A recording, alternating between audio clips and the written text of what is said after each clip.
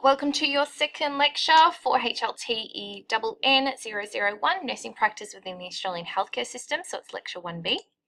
So for this session, we're going to focus on nursing theorists and nursing stereotypes. Okay, so what is a nursing theory? So it's an organised framework of concepts and purposes designed to guide the practice of nursing, beliefs and values about nursing. So this sets up a lot of framework for what we do today.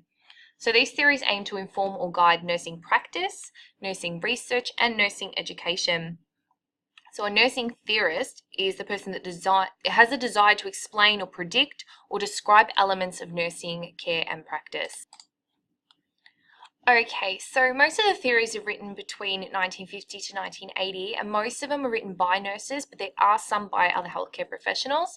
So there's 4 different fields of interest within nursing theories.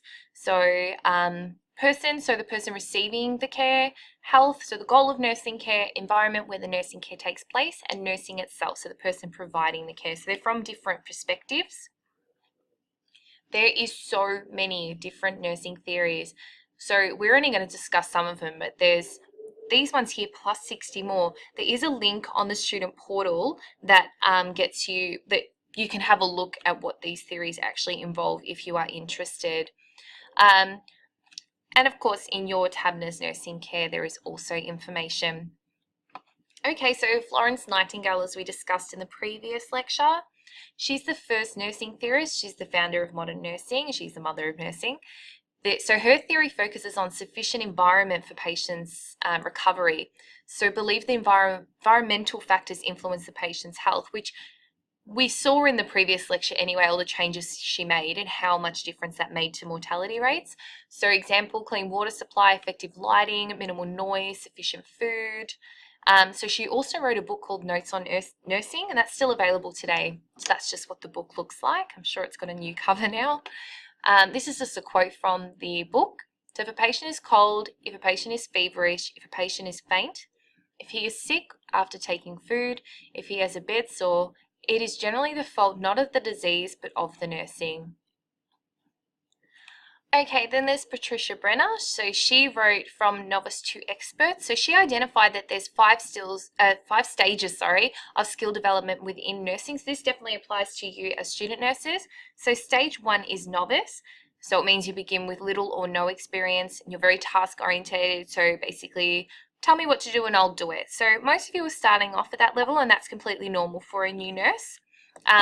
Obviously, as it goes along, they get your skills develop more and more. So eventually, you'll get to competent, proficient, and expert. Your aim as a student nurse when you graduate is to be between stages 3 and 4, really. Eventually, the more experience you develop, the more expertise you develop, and you'll get to stage 5. So there is a book on that as well.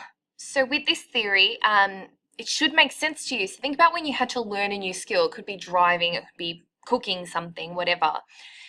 So think about how you initially felt learning it, how it felt when you started to kind of grasp the concept of it.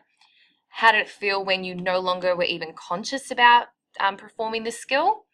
Now, this happens all the time. You're probably, if you continue with this course at the end, you're going to feel that way. You're going to go, how did I can't even remember how I felt when I first started this, and you feel so confident in doing it. Okay, so Virginia Henderson, so she had the nursing needs theory, so that was 1966. So she describes nursing goals assisting the client to gain independence as quickly as possible. We still do that. We want people to be independent. So she identified 4 basic needs to govern nursing care. Some of those were sleep and rest, breathe normally, worship according to faith, and communicate with others. This one is in your TABNERS for more information. Okay, so I want you to pause the video and take out a paper and draw a picture of a nurse. Just put that aside for later. Okay, so in regards to nursing theories, if you do find those particularly interesting, have a look at that website link under the resources, or have a look at TABNERS, or both. Okay, so we're going to look at nursing stereotypes, so a snapshot of the image of nursing, so you can compare these images to the picture that you just drew. Okay, so glamour girls. So in the 20th century, there were a lot of postcards made that influenced the way people perceived nursing. So they wanted people to sign up. So they put postcards like this where their makeup's beautiful, they don't look tired, they're very glamorous looking. So that made people want to be a nurse because it looked fashionable or looked glamorous. They were so beautiful. So a lot of people signed up with those views. World War One postcards suggest the possibilities of a nurse or patient soldier romance. So they had these particular postcards. This one is a real picture here. They had all these postcards that suggested to women, if you sign up to be a nurse, you'll find love. So postcards suggest that romance was an expected outcome of being involved in the war, if not a reward for being a part of the service. Nursing angels. So nursing often is associated with being an angel or a saint. You might have heard that before. Nurses are considered compassionate, tender, loving, devoted. So those views can be nice, but can they actually set us back? Because then people believe that we're miracle workers. We're not miracle workers, so it can have positive and negative effects. Sets up unrealistic expectations, so nurses can care for an unlimited amount of patients. We don't need breaks because we're angels, we're saints. And it was kind of a deterrent for males to want to enter the nursing workforce. You may or may not agree with that. Another stereotype, men cannot be nurses. Now, I'm hoping that within your class or amongst your classmates, there are a lot of males wanting to be nurses, because that's a stereotype we really need to break. So in 1986, 92% of the nurses were female. In 2011, 91%. So there was some difference, but it's still not a huge amount. It's still very much female dominated, but the amount of male nurses is growing. Men volunteered as nurses in the wars, but it was never really given a title. It wasn't really documented well. Men were not accepted into nursing training courses till the 1970s.